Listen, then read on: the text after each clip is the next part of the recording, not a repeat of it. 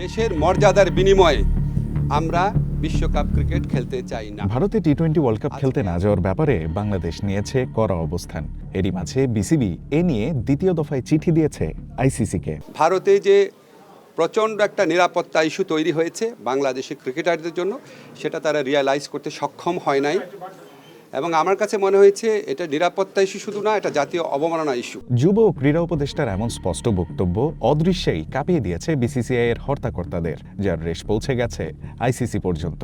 ভারতীয় প্রভাবশালী গণমাধ্যম এনডিটিভির গলায় এবার অন্য সুর। তাদের প্রতিবেদনে দাবি করা হয়েছে এই সমস্যার সমাধান খুঁজতে আজ ভারতীয় ক্রিকেট বোর্ডের কর্মকর্তাদের সঙ্গে বসবেন আইসিসি চেয়ারম্যান জয় শাহ। কিন্তু এই ইস্যুর সমাধান বের করা মোটেও হবে না কোনো সহজ কাজ। সংবাদ মাধ্যমটি বলছে, বাংলাদেশ পরিষ্কার জানিয়েছে লজিস্টিক্সের সীমাবদ্ধতাজনিত ইস্যুর ঊর্ধ্বে উঠে গেছে বিশ্বকাপে বাংলাদেশের অংশগ্রহণের বিষয়টি। ভারতের উগ্রপন্থীদের দাবির মুখে মুস্তাফিজকে আইপিএল থেকে বাদ দেওয়ার সঙ্গে জড়িয়ে গেছে জাতীয় মর্যাদার বিষয়। তাই ভারতে ভ্রমণ করার ক্ষেত্রে ক্রিকেটার থেকে কোচ, সাপোর্ট স্টাফ এবং অফিসিয়াল সহ সবার নিরাপত্তার নিশ্চয়তা চায় সরকার। তাই বার্তাটা পরিষ্কার হয়ে গেছে যে নিরাপত্তা ছাপিয়ে বিষয়টি এখন মর্যাদার প্রশ্ন, আর এটাই সবচেয়ে বড় চ্যালেঞ্জ জয় শাহর সামনে। এনডিটিভি বলছে, আইসিসির এই চেয়ারম্যানের এখন কাজ হবে বিসিসিআই ও আইসিসির অপারেশন টিমের সঙ্গে বসে টুর্নামেন্টের বর্তমান নিরাপত্তা পরিকল্পনা নতুন করে খতিয়ে দেখা।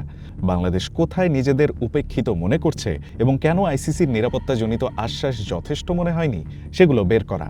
সঙ্গে বাংলাদেশকে দেওয়া আগের বার্তায় সহমর্মিতার অভাব ছিল কিনা সে প্রশ্নেরও উত্তর খোঁজা।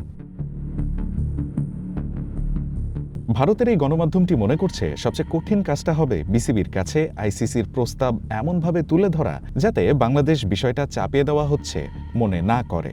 এছাড়া বাংলাদেশ যোগ্যতা দিয়েই 2026 টি-20 বিশ্বকাপে জায়গা করে নিয়েছে, তাই ওয়ার্ল্ড কাপের ইকুয়েশন থেকে টাইগারদের বাদ দেওয়ার কোনো সুযোগ নেই। বরং বাদ দিতে চাইলে আইনি আর রাজনৈতিক ঝামেলায় পড়তে হবে আইসিসিকে। সঙ্গে আইসিসির বোর্ডে লাগবে ভোটাভুটি, অস্থিরতা তৈরি হবে এশিয়ান ক্রিকেট কাউন্সিলে, যা ভবিষ্যতের জন্য সৃষ্টি করবে বিপজ্জনক উদাহরণ। এনডিটিভি মনে করছে, তাই জয় শাহকে ভারতীয় ক্রিকেটের কোনো দাপুটে কর্তা না, বরং বিশ্ব ক্রিকেটের একজন নিরপেক্ষ প্রশাসকের ভূমিকা নিতে হবে। উত্তেজনা কমিয়ে আস্থার পরিবেশ ফিরিয়ে আনাই হবে যার কাজ।